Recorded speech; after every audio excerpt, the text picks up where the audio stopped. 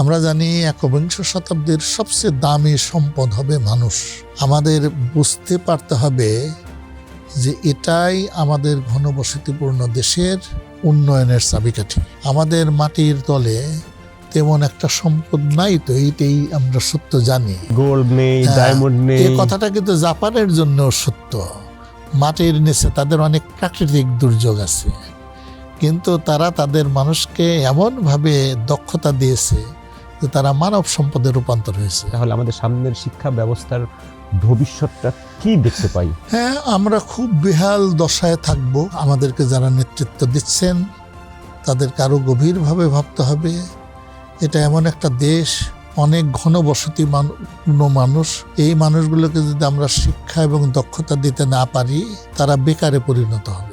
ফেব্রুয়ারিতে নির্বাচন হতে যাচ্ছে। ফেব্রুয়ারিতে নির্বাচন হলে নতুন একটা সরকার গঠিত হবে। তো নতুন সরকারের কাছে তার অগ্রাধিকার কি কি হওয়া উচিত? দক্ষিণ কোরিয়া কিংবা জাপানও দ্বিতীয় বিশ্বযুদ্ধের পরে এটাও তো ধ্বংসস্তূপ ছিল। এই সকল দেশগুলো শিক্ষায় বিনিয়োগ করে, শিক্ষাকে গুরুত্ব দিয়ে অভাবনীয় সাফল্য অর্জন করেছে। আমার মনে হয় যে আগামী দিনে আমাদের যারা নেতৃত্ব দিবেন, ইতিহাসের এই অধ্যায় থেকে তারা পাঠ গ্রহণ করবেন।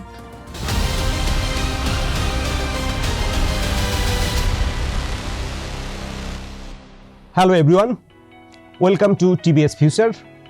আজ আমরা আলোচনা করব, কথা বলবো আমাদের শিক্ষা ব্যবস্থা নিয়ে। শিক্ষা ব্যবস্থার ভবিষ্যৎ কি, শিক্ষা ব্যবস্থা কেমন চলছে, কেমন হওয়া উচিত, কেমন হতে পারে আগামী দিনগুলোতে, সেসব নিয়ে আমাদের সাথে উপস্থিত আছেন স্টুডিওতে অধ্যাপক ডক্টর মোহাম্মদ কায়কোবাদ।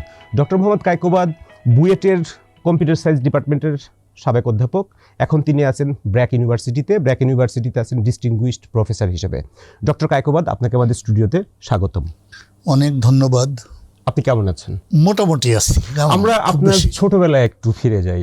আপনি মানিকগঞ্জের একটা গ্রামের প্রাথমিক বিদ্যালয়ে পড়াশোনা করে তারপরে আপনার শিক্ষা জীবন, ক্যারিয়ার সব শুরু হয়েছে। তো আপনার মনে পড়ে, আমি আপনার কোনো একটা সাক্ষাৎকারে পড়েছিলাম যে প্রাথমিক বিদ্যালয়ে আপনি পড়তেন, বর্ষাকালে সে প্রাথমিক বিদ্যালয়ে পানিতে তলিয়ে যেত। অবভিয়াসলি রাস্তাঘাটও খুব ভাঙাচোরা ছিল, কর্দমাক্ত ছিল, বৃষ্টি হলেও হয়তো যেতে কষ্ট হতো। তো এরপরে তো আপনি এই রিসেন্ট টাইমেও আপনার সে গ্রামে গিয়েছেন, সেই প্রাথমিক বিদ্যালয়ে দেখেছেন। সেটার অবকাঠামোগত তো অনেক উন্নয়ন হয়েছে, রাস্তা হয়েছে, ভালো নিউ মডেলের প্রাথমিক বিদ্যালয় হয়েছে, কিন্তু বিদ্যালয় থেকে যে শিক্ষাটা দেয়া হয় সেটার গুণগত মানে কতটা পরিবর্তন এসেছে? এই পরিবর্তনটা যে ইতিবাচক সেটা কিন্তু আমি বলতে পারবো না।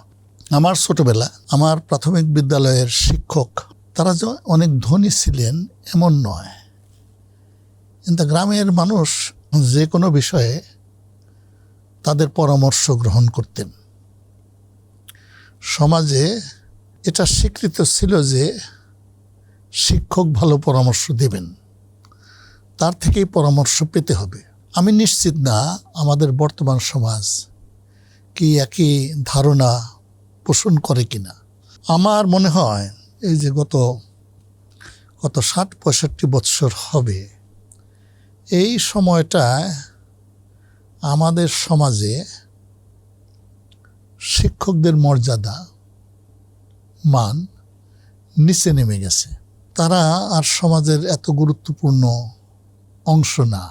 আমরা যদিও মুখে বলি শিক্ষাই জাতির মেরুদণ্ড, তা আমাদের ভূখণ্ডে যতগুলো শিক্ষা কমিশন, রিপোর্ট, নীতিমালা প্রণীত হয়েছে তার কোনোটাই যে বাস্তবায়িত হয়েছে তা আমার মনে হয় না।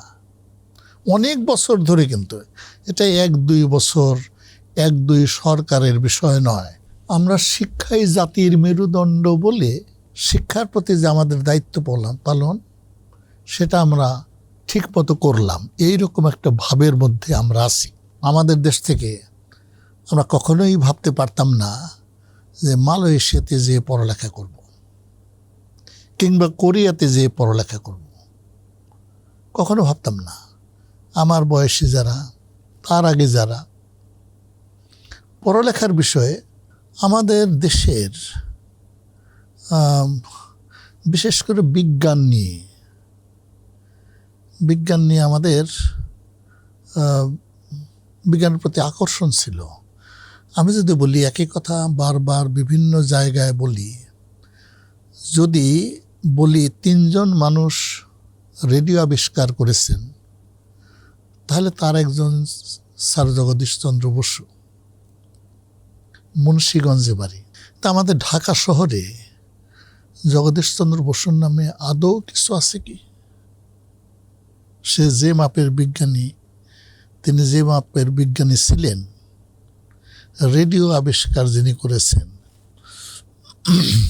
তার বিহীনভাবে সিগন্যাল পাঠিয়েছেন, সেটা পরীক্ষা করে দেখিয়েছেন, অত্যন্ত গুরুত্বপূর্ণ বিষয়।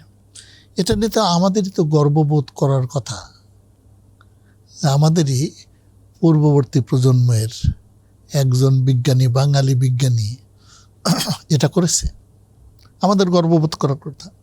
এবং সেখান থেকে আমাদের সাহস সঞ্চয় করার কথা, দৃঢ় প্রতিজ্ঞ হওয়ার কথা। রেডিও আবিষ্কার করেছি, তো মোবাইলটাও তো আমাদেরই আবিষ্কার করতে হতো, কিন্তু আমরা ওই দিকে নাই। সম্ভবত আমরা আমাদের বর্ণটা হারিয়ে ফেলেছি। এইটা হারিয়ে ফেলার কারণ কি? আপনি যেমনটা বলছিলেন, আমরাও ছোটবেলায় পড়ে আসছি, মুখস্থ করে আসছি, শিক্ষাই জাতির মেরুদণ্ড, শিক্ষাই জাতির মেরুদণ্ড, এগুলো মেমোরাইজ করতেই হতো। সেই মেরুদণ্ডের এখন কি অবস্থা? কেউ কেউ বলেন যেটা হলো শিক্ষা ব্যবস্থা আজ মুমূর্ষু অবস্থায় আছে। তো এই ব্যাকবোনটা আসলে কেমন আছে? আর এই যে যেটা বলছিলেন পরবর্তীতেও আমাদের যে আবিষ্কারগুলো করার কথা, সেটা আমরা পারলাম না কেন? দেখুন, এই কিছুদিন আগের রিপোর্ট, আমাদের 11 ক্লাস আর উন্নত দেশের 7 ক্লাস নাকি সমান। তার মানে আমাদের ছেলে মেয়েরা 4 বছর হারাচ্ছে।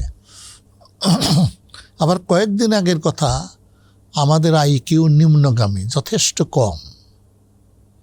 এগুলো তো লজ্জারও ব্যাপার, তাই না? আমরা আমাদের গায়ের শক্তিতে হয়তো অন্য অনেকের সঙ্গেই পারবো না। আমরা সমতল ভূমির মানুষ, বুদ্ধিমত্তা আমাদের বেশি একসময় ছিল। গোখলে দক্ষিণ এশিয়ার একজন রাজনীতিবিদ, উনি একবার বলেছিলেন, what Bengal things today, India things tomorrow. এটা তার কথা। আমাদের সত্যেন বোস, তার নামে বোজন কণিকা, কত বড় বিষয়। আমাদের জগদীশচন্দ্র বোস কিংবা মেঘনাদ সাহা, তারই তো পরবর্তী প্রজন্ম আমরা। ওই সময় ব্রিটিশ ভারতে, মহাপরাধীন ভারতে যথেষ্ট নিগৃহীত হয়ে বৈষম্যের মধ্যে থেকে তারা গবেষণা করেছেন। জগদীশচন্দ্র বসু বেতন নেননি, কারণ ব্রিটিশ অধ্যাপকের অর্ধেক বেতন তাকে দিতেছে, উনি নেন নাই। এটা হলো আত্মমর্যাদা বোধ এর সঙ্গে, উনি সেটা নেননি। উনি নিজে নিজে যন্ত্রপাতি তৈরি করেছেন এবং সেটা দিয়ে পরীক্ষা নিরীক্ষা করেছেন। উনি কিন্তু বাঙালি ছিলেন। এখন বলে যে দেশে গুণীর কদর নেই, সে দেশে গুণী জন্মায় না। আমরা এখন সেই পর্যায়ে আছি। আমাদের ঢাকা বিশ্ববিদ্যালয়ে সত্যেন বোস নামের একজন অধ্যাপক ছিলেন। আমরা কি সেই উচ্চতায় আর কখনো উঠতে পেরেছি? আমাদের যে ওই লক্ষ্যটা আছে, সেটাও তো বোঝা যায় না, যেটা অত্যন্ত গুরুত্বপূর্ণ। আমাদের দেশ, আপনি জানেন, আমি ইদানিং এটা বলছি এবং এটা খুবই গুরুত্বপূর্ণ, আমাদের বুঝতে হবে। পৃথিবীর গড় জনঘনত্ব 50 থেকে 55 জন প্রতি বর্গ কিলোমিটারে।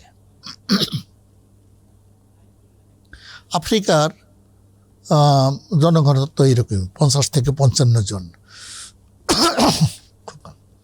ইউরোপের জনঘনত্ব 70 থেকে 75 জন।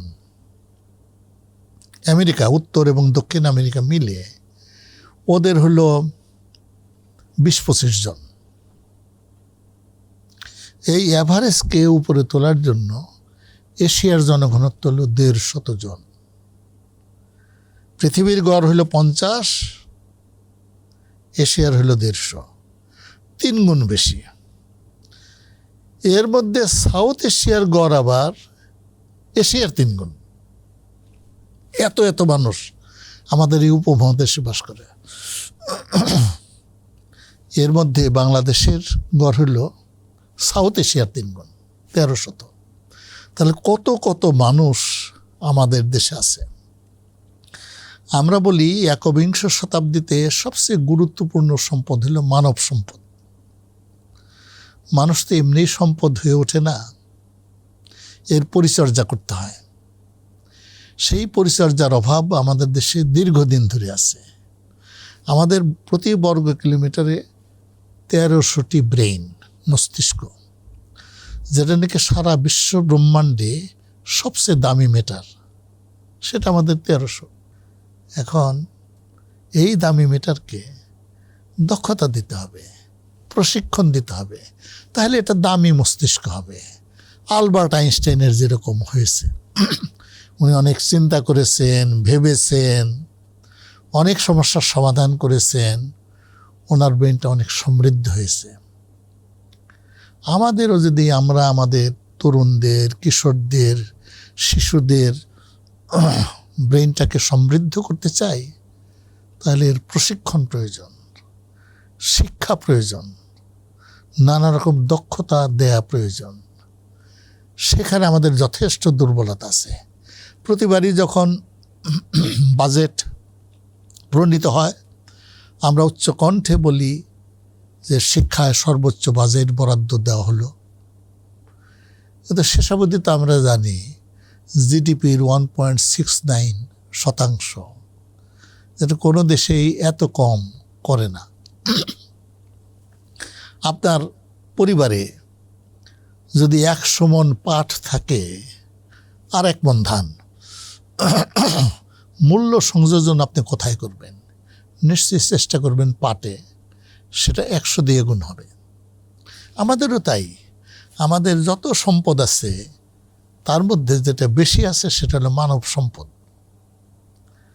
এটাই যদি আমরা মূল্য সংযোজন করতে পারি, তাহলে আমরা সমৃদ্ধ জাতি। এখানেই আমাদের ভবিষ্যৎ। এখানেই আমাদের ভবিষ্যৎ। এই যে সিঙ্গাপুর একসময় জেলে পাড়া ছিল, মালয়েশিয়া এই দেশটাকে অঙ্গরাজ্য হিসাবে নিতে চায় নাই। এই প্রথমে গিয়েছিল, পরে ডিভোর্স করেছে। এক্স্যাক্টলি। এবং সেই দেশ এখন কত উঁচুতে দাঁড়িয়ে আছে। আমাদের মতো শ্যামলা মানুষগুলো নিয়েই তারা এখন অনেক দক্ষ, অনেক শিক্ষিত। সিঙ্গাপুরের মন্ত্রীরাও অত্যন্ত দামি দামি মানুষ, অত্যন্ত শিক্ষিত মানুষ, ডক্টরেট ডিগ্রি হোল্ডার, নামকরা বিশ্ববিদ্যালয় থেকে ডক্টরেট ডিগ্রি হোল্ডার। ওদের 2টা বিশ্ববিদ্যালয় আছে। আমি জানি না ওদের 6-7 মিলিয়ন জনসংখ্যা হবে, ওদের 2টা বিশ্ববিদ্যালয় আছে, সবই ওয়ার্ল্ড র্যাঙ্কিংয়ে খুব উচ্চ অবস্থানে আছে। এর মধ্যে Singapore national university of Singapore, এটা তো এ কাইন্ড অফ প্রথম 10-এ তার স্থান থাকে। হংকং নামে একসময় একটা দেশ ছিল, ওদের 6-7টি বিশ্ববিদ্যালয় কিন্তু খুবই ওয়ার্ল্ড র্যাঙ্কিংয়ে আছে। কোরিয়া এক সময় উন্নয়নের দৃষ্টিতে আমাদের সমকাতারে ছিল, একই রকম আয় আমাদেরও ছিল। এখন কোরিয়া ধরাছোঁয়ার বাহিরে গিয়েছে। কিভাবে? শুধু শিক্ষাকে গুরুত্ব দিয়ে। এখন সাউথ কোরিয়া, ওরা হলো ইন্টারনেট ডেন্সিটি ওদের সবচেয়ে বেশি সাউথ কোরিয়াতে, জার্মানিতে না, ইংল্যান্ডে না, ইউরোপের কোনো দেশে না, আমেরিকা না, সাউথ কোরিয়া। ওরা কিন্তু আমাদের একই কাতারে ছিল। ওরা উপরে গেল কীভাবে? আমাদের যারা দেশকে নেতৃত্ব দেন তাদের তো এই জিনিসগুলো আমলে নেওয়া উচিত। কিভাবে জাপান বিশ্বযুদ্ধের ধ্বংসস্তূপ থেকে বের হয়ে গেল, সবচেয়ে সমৃদ্ধশালী দেশ হলো বিশ্বযুদ্ধে। এটা যথেষ্ট নিগৃহীত হয়েছে নানাভাবে, 2টা অ্যাটম বোম ফেলা হয়েছে। সেই ভস্ম থেকে জাপান জেগে উঠছে। আমাদের তো কোনো উদাহরণ হতে হবে না, আমাদের উদাহরণ অনুসরণ করতে হবে মাত্র। আমরা সেই অনুসরণটাও তো করতে পারছি না এখনো। চীন কীভাবে উঠে এলো। আমার ছোটোবেলায় জাপানি পণ্য সামগ্রী সেগুলো ভালো গুণের ছিল না, ভালো মানের ছিল না, কেউ কিনতে চাইতো না। সেই জাপানি সামগ্রী কী মানের হয়ে গেল। তারপর চীন আসলো, চীনও আমরা পছন্দ করতাম না। এটা 60s কথা বলছি। 60s কথা ঠিক বলেছেন। তারপর কোরিয়া আসলো, প্রথম দিকে আমরা পছন্দ করতাম না। এখন পৃথিবীর যে কোনো বিমানবন্দরে যান, স্যামসাং মোবাইল সবার হাতে। অথচ আমরা একজন কোরিয়ান বিজ্ঞানীর নাম সম্ভবত উচ্চারণ করতে পারবো না, অথচ সারা বিশ্বের মানুষ সত্যেন বসুর নামটা জানে, ডক্টর এফআর খানের নামটা জানে, অত্যন্ত নাম করা আর্কিটেক্ট বাংলাদেশ। উনি যে বাংলাদেশের সেটাও তো আমরা দারুণভাবে প্রতিষ্ঠা করতে পারলাম না। আমরা যদি তার নামে একটা বিশ্ববিদ্যালয় দিতাম তাহলে যে কেউ তখন ভাবতে পারতো না সে বাংলাদেশেরই হবে। তার এখন যে নাম ইরানের হইতে পারে, আফগানিস্তানের হইতে পারে, পাকিস্তানের হইতে পারে, ভারতের হইতে পারে, তাই না? আমরা ওন করছি না, আমরা ওন করছি না। We are disowning the best sons of the soil. সুতরাং এটা তো আমি এই প্রসঙ্গে আপনাকে আর একটা কথা বলতে চাই। 2017-তে আমি ইরানে গিয়েছিলাম ইনফরমেটিক্স অলিম্পিয়াড করার জন্য। ওই সময়টা মরিয়ম মির্জা খানি খুব অল্প বয়সে মারা যান। মরিয়ম মির্জা খানি হলো পৃথিবীর ইতিহাসে প্রথম নারী যিনি ফিল্ডস মেডাল পেয়েছিলেন। ফিল্ডস মেডাল আমাদের দেশে অত পরিচিত না, আমাদের পরিচিত হলো নোবেল পুরস্কার। আমি একটু ধারণা দেওয়ার জন্য বলছি, আমরা প্রতি বছরই বেশ কয়েকটা বিষয়ে নোবেল পুরস্কার দিয়ে থাকে এবং 2-3 জন বিজ্ঞানীকে দিয়ে থাকে প্রতি বছরই প্রতি বিষয়ে। ফিল্ডস মেডেল দেওয়া হয় 4 বছরে একবার। সো এটা পাওয়া কিন্তু সহজ না। তারপরও তার বয়স কিন্তু 40-এর কম হতে হবে। এটা হলো আরও কঠিন বিষয় যে আপনার 40 বছরের আগেই অত্যন্ত বড় মাপের একটা কাজ করবেন, যে মাপের কাজ করার জন্য আপনার অনেক জ্ঞান বুদ্ধি প্রয়োজন। সেই জ্ঞান বুদ্ধি আহরণের জন্য আপনার পর্যাপ্ত সময় নাই। মরিয়ম মির্জা খানি ছিলেন প্রথম নারী, তিনি ওই পুরস্কারটি পেয়েছিলেন ইরানের। যা হোক, সে একজন চেক প্রজাতন্ত্রের কম্পিউটার বিজ্ঞানীকে বিয়ে করার ফলে ইরানের রক্ষণশীল সমাজ এবং সরকার তাকে ওইভাবে গ্রহণ করতে পারে নাই। কিন্তু উনি যখন মারা গেলেন কিংবা যখন ফিল্ডস মেডেল পেলেন, তখন সবাই বলছে এটা আমাদের মেয়ে, এবং তার নামে অনেক কিছু করেছে।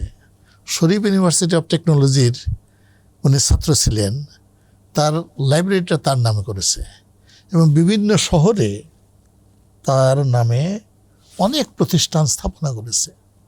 এটা ছোট ছোট ছাত্রছাত্রীদের জন্য অনেক গর্বের বিষয়। একে প্রথম ফিল্ডস মেডাল বিজয়ী ইরানের মেয়ে, এটা তাদেরকে ইন্সপায়ার করে। আমি তার মতো হতে চাই, আমি তার মতো হতে চাই। আমরা কার মতো হতে চাই? ওদের তো আছে যে মেয়েটাকে তারা পছন্দ করে নেই নানা কারণে, তার নামে এত কিছু তারা করছে, মনে করে দিচ্ছে। স্যার, তাহলে আমাদের যে এত শিক্ষা প্রতিষ্ঠান, এত university, private university, public university, engineering university, এগুলো আমরা কি প্রডিউস করছি শিক্ষা ব্যবস্থা থেকে? হ্যাঁ, অনেক অনেক বেশি শিক্ষা প্রতিষ্ঠান হয়ে গেছে। আমার ছোটবেলা অত 4 থেকে 6টা বিশ্ববিদ্যালয় ছিল, এখন তো হয়তো সব মিলিয়ে 200-রও বেশি হয়ে যাবে। এবং এটা কিন্তু অনেক সমস্যাও।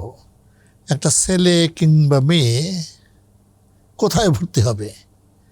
প্রতিটি বিশ্ববিদ্যালয়ে যদি তাকে ভর্তি পরীক্ষা দিতে হয়, কি পরিমাণ সমস্যা, দুর্ভোগ।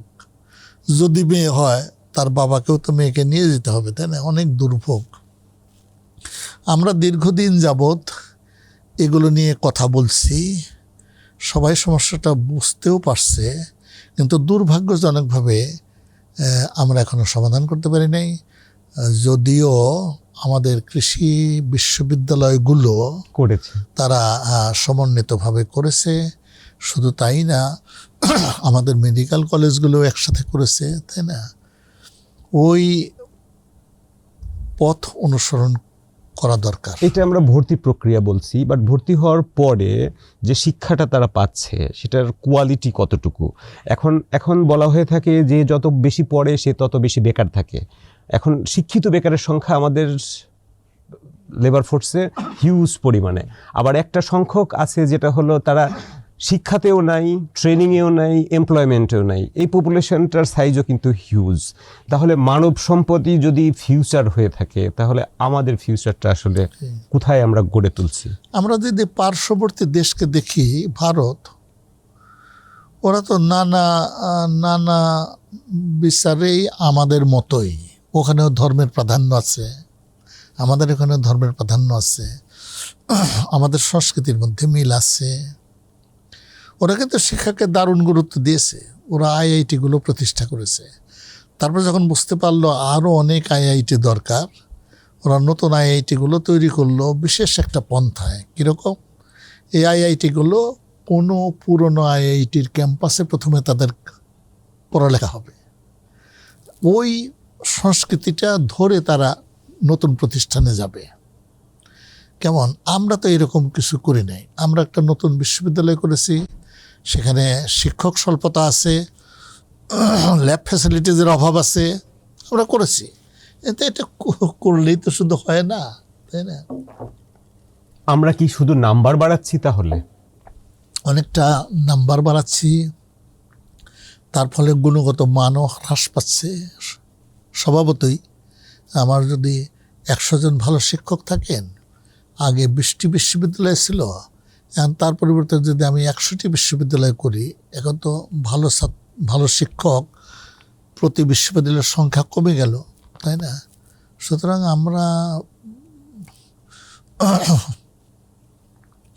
আমাদের গ্রেডিং ইনফ্লেশনে একই রকম ব্যাপার। একসময় তো মনে করা হয়তো গ্রেড যত ভালো তত শিক্ষার মান ভালো। এটা তো আসলে এরকম না। পরীক্ষা দিলেই যদি ছাত্ররা পাশ করে, তারা ছাত্ররা পড়বে নাকি? ছাত্র পড়বে তখনই যখন ফেল করার সম্ভাবনা সমূহ। ওই রকম বিব্রতকর পরিস্থিতিতে না পারার জন্য তারা পড়বে। আমাদের এখানে কিন্তু স্যার একবার অটোপাসের ঘটনাও ঘটছে। খুবই দুর্ভাগ্যজনক। কোথাও কি অটোপাস হয়? খুবই দুর্ভাগ্যজনক। এগুলো আমি জানি না কিভাবে আমরা এটা করতে পারলাম। এমনকি অতি সম্প্রতিও আমরা পরীক্ষা নিলাম না নানা কারণ বলে, তাই না? যেখানে নটরডেম কলেজের ছাত্ররা পরীক্ষা দেওয়ার জন্য রীতিমতো মিছিল করেছিল, না? তাদেরকে সম্পূর্ণ অবজ্ঞা করে, উপেক্ষা করে। আমরা তো দেখেছি পরীক্ষা যদি না হয় ছাত্ররা পড়ে না। তো ছাত্ররা পড়ে হলো পরীক্ষায় ফেল করার ভয়ে। অল্প কিছু ছাত্র থাকতে পারে যারা জ্ঞান অর্জন করে, তাই না? অধিকাংশ ছাত্রই তো পরীক্ষার ভিত্তিতে পড়ালেখা করে। আর সেই পরীক্ষাটাই যদি আমরা না নিই, আমরা আরও অনেক ভুল করেছি। দেখেন, আমাদের এখানে কোভিড-19 যখন আসলো, এটা অবশ্যই আমাদের দেশের জন্য খুবই খুবই একটা অগ্নি পরীক্ষার সময় ছিল। আমরা জানি সেখানে দৈহিক নৈকট্য একটা বড় সমস্যা। আমাদের যে জনঘনত্ব, তাতে দৈহিক নৈকট্যের বিরুদ্ধাচরণ করার কোনো উপায় নাই। এত মানুষ, ন্যাচারালি আমরা আমাদের স্কুল, কলেজ, বিশ্ববিদ্যালয় বন্ধ করে দিলাম। কিন্তু আমাদের তখন তো ভাবা উচিত ছিল যে একজন ছাত্র কিংবা ছাত্রী প্রতি বছর স্কুল, কলেজ, বিশ্ববিদ্যালয়ে যাওয়ার জন্য প্রতিদিন তার 2 ঘন্টা 2.5 ঘন্টা সময় ব্যয় হয়। এই সময়টা এখন ফ্রি হয়ে গেল, মুক্ত হয়ে গেল। An idol brain is Devil's workshop. আমাদের তো চিন্তা করতে হইতো এই যে অলস সময়টা হবে, অতিরিক্ত সময়, এই সময়টা কিভাবে ব্যবহার করা যায়। আমরা কিন্তু সেটা মোটেই ব্যবহার করি নাই। আমরা বলেছি পড়ালেখা নাই, স্কুলে যাওয়া যাওয়াই নাই, আমরা খালাস। সেটা তো ঠিক হয় নাই। এটাকে রীতিমতো একটা সম্পদ হিসেবে বিবেচনা করতে হইতো। 4 কোটি ছাত্র 2 ঘন্টা প্রতিদিন 4 দুগুণে 8 কোটি কর্মঘণ্টা ইয়াং ছেলে মেয়ে তারা মুক্ত হয়ে গেল এই সময়ের জন্য। তাহলে আমাদের ভাবতে হতো এই সময়টা কিভাবে তাদের দক্ষতা উন্নয়নে আমরা কাজে লাগাতে পারি, কি করতে পারি। আমরা তো সেটা করি নাই। এমনকি আমাদের ছাত্রদের আমরা যে একটু ফ্রি ডেটা দিব, যে আমাদের সরকার বোঝাবে যে তোমার সময়টা খুবই গুরুত্বপূর্ণ, তুমি পড়ালেখা করো, জানো, শেখো, সেটাও তো আমরা বলি নাই। আমরা নানা ক্ষেত্রেই আমরা অর্থ দিয়েছি কিন্তু, তাই না? এই বিশেষ করে কোভিড-19 সময় আমরা বিভিন্ন ক্ষেত্রে প্রণোদনা দিয়েছি যাতে তারা সারভাইভ করতে পারে। যেহেতু শিক্ষায় সারভাইভালের কোনো প্রশ্ন নাই, আমরা সেখানে করি না এটা। আরেকটা কথা বলা হয়, অনেকেই বলে থাকেন যে আমাদের এখন যে শিক্ষা ব্যবস্থাটা গড়ে উঠছে, সমাজে যে বৈষম্য বাড়ছে, শিক্ষা ব্যবস্থাও বৈষম্য বাড়াচ্ছে। প্রকৃতপক্ষে যে কোনো একটা প্রযুক্তির যখন সূচনা হয় সেখানেই কিন্তু বৈষম্য তৈরি হয়। যেমন যখন প্রথম টিভি আসলো, সবার বাসায় তো আর টিভি যায়নি, অল্প কয়েকটা বাসায়। তাহলে এখানে বৈষম্য শুরু হলো, বিশাল জনগোষ্ঠী এর থেকে বঞ্চিত হচ্ছে। যত প্রযুক্তির কথা বলি, আপনি যদি একটা শিক্ষা প্রতিষ্ঠান তৈরি করেন সেখানেও বৈষম্য তৈরি হয়। যেখানে প্রতিষ্ঠানটা তৈরি করবেন তার থেকে যারা দূরে বাস করে তারা বৈষম্যের শিকার হলো। তাকে 2 ঘন্টা পথ হেঁটে আসতে হবে, আরেকজন ঘরের থেকে উঠেই স্কুলে যাবে, তাই না? এগুলো থাকবেই। এই বৈষম্যটার কথা বলা হচ্ছে, যেটা হলো যে এখন আপনার সরকার চালিত যে শিক্ষার প্রতিষ্ঠানগুলো আছে প্রাথমিক বিদ্যালয় থেকে শুরু করে, সেইগুলোর গুণগত মান একরকম। আপনি যদি আরও বেটার পে করার অ্যাবিলিটি থাকে আপনার, তাহলে প্রাইভেট সেক্টরে যে ইউনিভার্সিটিগুলো গড়ে উঠছে তাদের এফিসিয়েন্সি, ক্যাপাসিটি, স্কিল পাবলিকের থেকে বেটার এডুকেশন পেতে হলে আপনাকে বেশি খরচ করতে হবে। সেই খরচ করার ক্যাপাসিটি তো সবার নাই। তো যারা খরচ করতে পারছে তারা বেটার এডুকেশন পাচ্ছে। আপনি ঠিকই বলেছেন, এইটা একটা ইস্যু। মানে অনেকটা পয়সা দিয়ে আমি শিক্ষাটাকে কিনতে পারছি। বেশি পয়সা থাকলে সুযোগ সুবিধা বেশি, শিক্ষক আরও ভালো, বই পুস্তক ভালো, ল্যাব ফ্যাসিলিটি, ল্যাবরেটরি ভালো, তাই না? সব ভালো হবে। এটাকে যদি আমরা ফেস করতে চাই তাহলে আমাদের প্রযুক্তির মুখাপেক্ষী হতে হবে। আমাদের এত পাবলিক স্কুল, এই স্কুলগুলোর পড়ালেখা যদি আমরা তথ্য প্রযুক্তি ভিত্তিক কিছুটা করতে পারতাম, যেমন কোভিড-19 আমলে কিছু পড়ালেখা অনলাইনে হয়েছে, তাই না? আমরা শুরুতে খুব একটা ভালো করিনি, তারপর ধীরে ধীরে একটু অভিজ্ঞতা হয়েছে, আমরা আরেকটু ভালো পেরেছি। আমরা নটর ডেম কলেজের মতো একটা কলেজ সারা দেশে তো তৈরি করতে পারবো না। কেমন অনেক স্কুল কলেজ আছে যেখানে আমরা যোগ্য শিক্ষকও দিতে পারি নাই, তাদের ল্যাবরেটরিজ নাই, অন্যান্য সুযোগ সুবিধার অভাব আছে। আমরা যদি এইরকম কিছু করতে পারতাম, প্রতিটা বিষয়ের পাঠদান সেটা অনলাইনে অত্যন্ত দামি শিক্ষক দিয়ে করাতে পারতাম, হতে পারত এটা ভিকারুননিসা এক ম্যাডাম অথবা হলি ক্রস অথবা ঢাকা কলেজ কিংবা নটরডেম কলেজ, দামি শিক্ষক দিয়ে যদি তৈরি করতে পারতাম, একজন শিক্ষক পড়াতেন রীতিমতো রুটিন করে, আর 30 লক্ষ ছাত্র শুনত। এইটা হলো প্রোডাক্টিভিটি। এই উৎপাদনশীলতা আমাদের দরকার।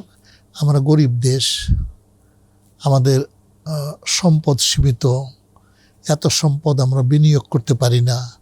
কিন্তু আমরা প্রযুক্তি নির্ভর যদি হতে পারতাম, প্রত্যন্ত গ্রামাঞ্চলের একজন ছাত্র নটরডেম কলেজের একজন দামি শিক্ষকের পাঠদান থেকে উপকৃত হতে পারত, তার মনটা বড় হতো।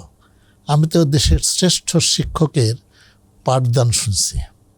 আমাদের এই কাজটা করা উচিত, এখনও চেষ্টা করা উচিত। আমাদের একটা চ্যানেল, যে চ্যানেলে সারাদিন শিক্ষার বিভিন্ন পাঠদান হবে, রীতিমতো রুটিন করে সব স্কুল জানবে। প্রতিটা স্কুলের হয়তো 5ম শ্রেণীর অঙ্ক ক্লাসটা হয়তো টিভিতে হবে, স্যারও থাকবেন, স্যার একটু বুঝেও বলবেন যদি ছাত্ররা না বোঝে। স্যারের জন্য কিন্তু এটা একটা অভিজ্ঞতা হবে যে একজন অত্যন্ত ভালো দামি শিক্ষক কীভাবে পড়ান। আমাদের এই সুযোগটা গ্রহণ করতে হবে, এটার কোনো বিকল্প নাই। আমাদের অত্যন্ত উৎপাদনশীল হতে হবে। এখনও তো শিক্ষায় যে পরিমাণ বিনিয়োগ করা উচিত আমরা এখনও অনুধাবন করতে পারছি না। অ্যাটলিস্ট যদি আমরা প্রযুক্তির মাধ্যমে এই শিক্ষাদান করতে পারি তাহলে মানে অন্তত দেশের শ্রেষ্ঠ মানের শিক্ষা আমরা প্রত্যন্ত গ্রামাঞ্চলের ছাত্রছাত্রীদেরও দিতে পারবো। সেটা যদি আমরা দিতে পারি তাহলে দেশ, সমাজ, পরিবার, অর্থনীতি তাদের তো মানে সবারই বেনিফিট, সবাই সবাই উপকৃত হবে। সবাই উপকৃত এবং হবে। বলাই হয়ে থাকে যে এডুকেশন হচ্ছে আপনার ম্যাজিক। এটা আপনি পভার্টি রিডাকশন বলেন, লাইফস্টাইল ইমপ্রুভমেন্ট করতে বলেন। একটা গ্রামের বাচ্চা যে খুবই পুয়ার ফ্যামিলিতে, সেও এক সময় কিং হয়ে যেতে পারে, কিং লাইক হয়ে যেতে পারে যদি ওই গুড এডুকেশনের ভিতর দিয়ে সে উঠে আসে। তাহলে এই জায়গাটায় আমাদের পলিটিক্যাল লিডারশিপ যারা আছে তাদের এই জায়গায় ইনভেস্টমেন্টের ঘাটতি দেখা যায় কেন? দেখেন, এই সাইকিটা কি আসলে? 50-এর দশকের শুরুতে কোরিয়াতে গৃহযুদ্ধ হয়। কেমন? তখন ওদের ভাতের পাত্রে শুধু ভাতই থাকতো। আমাদের দেশে আমি শুধু ভাত দেখি নাই, ভাতের সাথে কাঁচামরিচ দেখেছি, পেঁয়াজ ভাতের দেখেছি। সাথে পেঁয়াজ দেখেছি। কেমন? তাহলে ওরা কীরকম দুর্দশার মধ্যে কাটিয়েছে, সেখান থেকে বের হয়েছে কিভাবে? কেবলমাত্র শিক্ষার মাধ্যমে ওরা বের হয়েছে। কেমন? এটা আমরা দেখছি, দীর্ঘদিন ধরে দেখছি। ওরা আমাদের সমপর্যায়ে ছিল উন্নয়নের বিচারে। আমরা সবাই জানি কেন ওদেরকে আমরা অনুকরণ করি না কেন। এরকম অনেক দেশ আছে যারা উন্নতির দিকে। জাপান একটা বড় উদাহরণ। জাপান একটা বড় উদাহরণ, যে দেশটা দ্বিতীয় বিশ্বযুদ্ধে সবচেয়ে ক্ষতিগ্রস্ত হয়েছে। সেই জাপান ধ্বংসস্তূপের থেকে বেশ হয়ে সবচেয়ে সমৃদ্ধশালী দেশ হয়েছে। আচ্ছা, বাংলাদেশের ভবিষ্যৎ কি? বাংলাদেশের ভবিষ্যৎ তার মানুষ, বাংলাদেশের অর্থনীতির ভবিষ্যৎ তার মানুষ। তাহলে আমরা মানুষ আছে, মানব যেটা বলছি, মানবের সাথে কি সম্পদ যুক্ত আছে? সেটাই আমাদের করতে হবে। আমরা জানি একবিংশ শতাব্দীর সবচেয়ে দামি সম্পদ হবে মানুষ। সেই মানুষকে শিক্ষা এবং দক্ষতা দিতে পারলেই আমরা মানব সম্পদে রূপান্তর করতে পারব। সেই রূপান্তর করায় আমাদের অনেক বেশি নিবেদিত হতে হবে। আমাদের বুঝতে পারতে হবে যে এটাই আমাদের ঘনবসতিপূর্ণ দেশের উন্নয়নের চাবিকাঠি, অন্য কোনো কিছু নয়। আমাদের মাটির তলে তেমন একটা সম্পদ নাই, তো এইটাই আমরা সত্য জানি। গোল্ড নেই, ডায়মন্ড নেই। এই কথাটা কিন্তু জাপানের জন্য সত্য। মাটির নিচে তাদের অনেক প্রাকৃতিক দুর্যোগ আছে, কিন্তু তারা তাদের মানুষকে এমনভাবে দক্ষতা দিয়েছে যে তারা মানব সম্পদে রূপান্তর হয়েছে।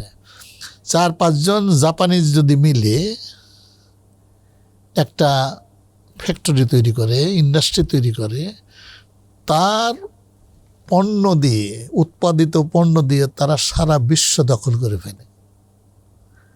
এটা এত পাওয়ারফুল একটা জিনিস।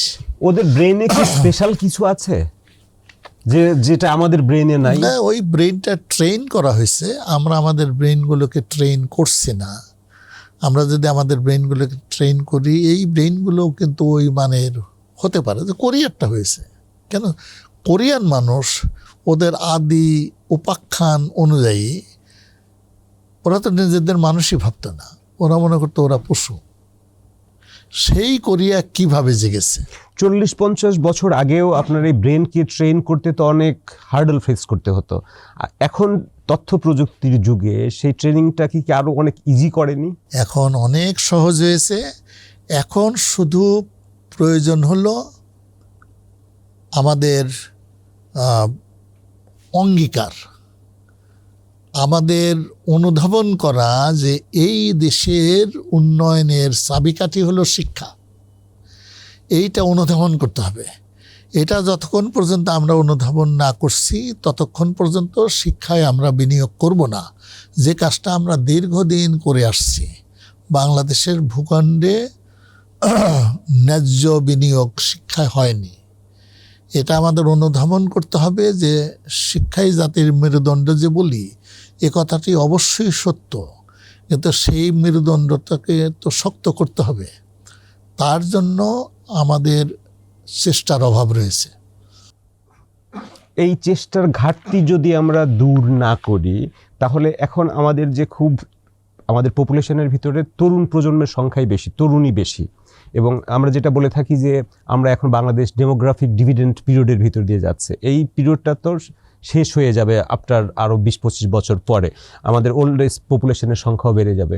এই সুযোগটা যদি আমরা এখন কাজে না লাগাই, তাহলে আমাদের সামনের শিক্ষা ব্যবস্থার ভবিষ্যৎটা কি দেখতে পাই? হ্যাঁ, আমরা খুব বেহাল দশায় থাকব, আমরা খুবই বেহাল দশায় থাকব। আমার মনে হয় যে আমাদের জাতি, আমাদের দেশকে যারা নেতৃত্ব দিচ্ছেন, তাদের এই প্রশ্নগুলো নিয়ে চিন্তা করতে হবে, অনেক দূরে দেখতে হবে। এই মুহূর্তে কি দরকার তার থেকে গুরুত্বপূর্ণ অনেক দূর তাকে দেখতে হবে। আজ থেকে 20 বৎসর পরে আমি বাংলাদেশকে কোথায় দেখতে চাই, যেটা লি কুয়াং করেছে, কল্পনাতীত বেগে তার উন্নয়নটা হয়েছে। সেই উন্নয়ন আমাদের দেশেও হতে পারে। আমাদেরকে যারা নেতৃত্ব দিচ্ছেন তাদেরকে আরও গভীরভাবে ভাবতে হবে। এটা এমন একটা দেশ, অনেক অনেক মানুষ, অনেক ঘনবসতি মানুষ। এই মানুষগুলোকে যদি আমরা শিক্ষা এবং দক্ষতা দিতে না পারি, তারা বেকারে পরিণত হবে। এখন তো অনেকেই বেকার আছে, এবং এক সময় এটা আমাদের অর্থনীতির জন্য বড় একটা বোঝা হিসেবে দাঁড়াবে কিনা? হ্যাঁ, এখনই অলরেডি এটা বোঝা হিসাবে আছে। এই বোঝাটা আরো বড় হবে, ক্রমশ বৃদ্ধি পাচ্ছে। ফেব্রুয়ারিতে নির্বাচন হতে যাচ্ছে। ফেব্রুয়ারিতে নির্বাচন হলে নতুন একটা সরকার গঠিত হবে। নতুন সরকারের টপ প্রায়োরিটির ভিতরে, যেমন এই সরকারের সময় আপনার প্রায় 1 ডজনের মতো কমিশন গঠন করা হয়েছিল, শিক্ষা সংস্কার কমিশন গঠন করা হয়নি, বা শিক্ষা নিয়ে তেমন কোনো কাজই হয়নি। তো নতুন সরকারের কাছে তার অগ্রাধিকার কি হওয়া উচিত আপনার মতে? শিক্ষা নিয়ে কি প্ল্যান করতে পারে? আমি বলবো, জাস্ট ফর গুড বিগিনিং, আমাদের আশেপাশের যে দেশগুলো রয়েছে, যারা উন্নয়নের বিচারে আমাদের সমকাতারে ছিল, আজ থেকে 60-70 বৎসর আগে, তারা শিক্ষায় বিনিয়োগ করে অত্যন্ত প্রশংসনীয় উন্নতি করেছে। এর মধ্যে সিঙ্গাপুর রয়েছে, মালয়েশিয়া রয়েছে, চীন, সাউথ কোরিয়ার কথা বলছিলেন, দক্ষিণ কোরিয়া, কিংবা জাপানও দ্বিতীয় বিশ্বযুদ্ধের পরে এটাও তো ধ্বংসস্তূপ ছিল। এই সকল দেশগুলো শিক্ষায় বিনিয়োগ করে, শিক্ষাকে গুরুত্ব দিয়ে অভাবনীয় সাফল্য অর্জন করেছে। আমার মনে হয় যে আগামী দিনে আমাদের যারা নেতৃত্ব দিবেন, তারা ইতিহাসের এই অধ্যায় থেকে তারা পাঠ গ্রহণ করবেন এবং আমাদের দেশকে সঠিক পথে পরিচালিত করবেন, যাতে আমরা পৃথিবীর বুকে আত্মমর্যাদাশালী একটা দেশে পরিণত হই, বিজ্ঞান প্রযুক্তির বলে বলীয়ান হয়ে আমরা উন্নয়নের পথে দৃপ্ত পদে চলি। সেটার জন্য সবার আগে সর্বপ্রথম এই দেশগুলো থেকে শিক্ষা গ্রহণ করতে হবে, শিক্ষা গ্রহণ করে আমাদের সেটাকে কাজে লাগাতে, আমাদের শিক্ষায় কাজে লাগাতে হবে। অধ্যাপক মোহাম্মদ কায়কোবাদ, আপনাকে ধন্যবাদ আমাদের সময় দেওয়ার জন্য। আপনি ভালো থাকবেন, সুস্থ থাকবেন, নিরাপদে থাকবেন। আশা করি আপনি যে পরামর্শগুলো দিয়েছেন, আমাদের আগামী দিনে যারা সরকার বা নেতৃত্বে আসবেন অথবা বিরোধী দলেই থাকবেন, তারা এই পরামর্শগুলো অনুযায়ী তারা ভাববেন। আমরা চাই ভাববুক, ভাবতে ভাবতেই একসময় হয়তো নতুন কোনো পরামর্শ বা নতুন কোনো প্ল্যান তাদের মধ্যেও আসবে। আপনাকে ধন্যবাদ। আপনাকে অনেক ধন্যবাদ আমাকে এই সুযোগ দেওয়ার জন্য। আপনি ভালো থাকবেন। ডিয়ার ভিউয়ার্স, আমাদের সাথে থাকার জন্য আপনাদের ধন্যবাদ। আপনারা ভালো থাকবেন, সুস্থ থাকবেন, নিরাপদে থাকবেন।